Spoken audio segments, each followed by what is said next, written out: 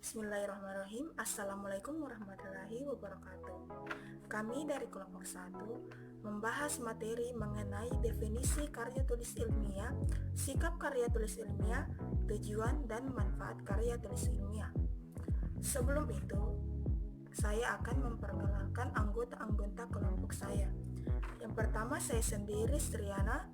Yang kedua, Rita Purnamasari. Yang ketiga, Normi. Yang keempat, Nurmalinda. Dan yang kelima yaitu Mukmina. Baik, materi pertama yaitu mengenai definisi karya tulis ilmiah. Karya tulis ilmiah atau scientific paper didefinisikan sebagai laporan tertulis mengenai hasil kegiatan ilmiah yang sudah dilakukan. Pada karya tulis ilmiah, data-data diperoleh melalui kajian pustaka, pengalaman penelitian, ataupun fakta dari narasumber lainnya.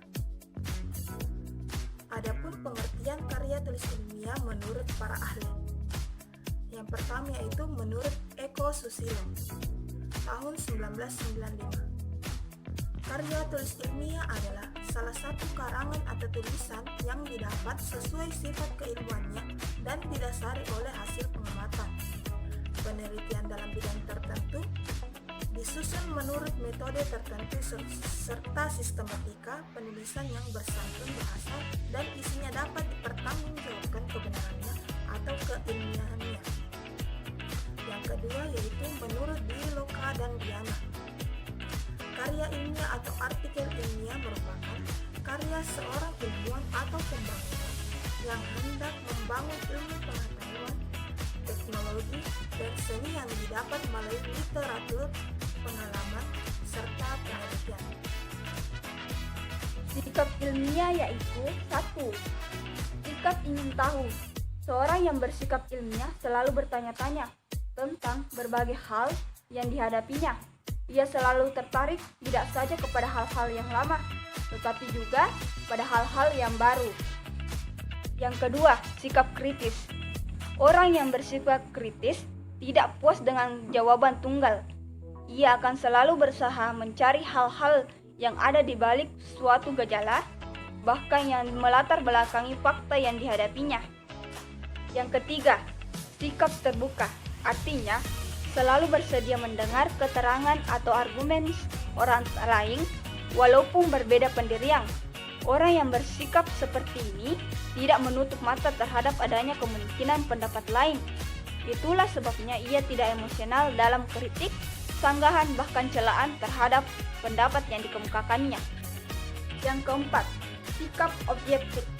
Seorang sarjana yang memiliki sikap objektif akan mampu mengesampingkan prasangka pribadi atau a priori ataupun kecenderungan yang tidak beralasan terhadap orang lain. Ia selalu berpikir positif. Dengan demikian, ia mampu menyatakan sesuatu apa adanya, serta dapat melihat sesuatu secara nyata dan aktual. Adapun sikap ilmiah yang kelima yaitu rela menghargai karya orang lain. Artinya berjiwa besar untuk menghargai karya orang lain tanpa merasa dirinya kecil, merupakan sikap ilmiah yang sangat penting. Nah, yang keenam, berani menghargai karya orang lain. Artinya sikap ilmiah membuat orang lain mengatakan kebenaran dan mempertahankannya. Nah, yang ketujuh atau yang terakhir, mempunyai pandangan jauh ke depan. Artinya, sikap ini harus banyak membaca agar banyak mengetahui tentang informasi-informasi yang di luar mengenai sikap ilmiah tersebut.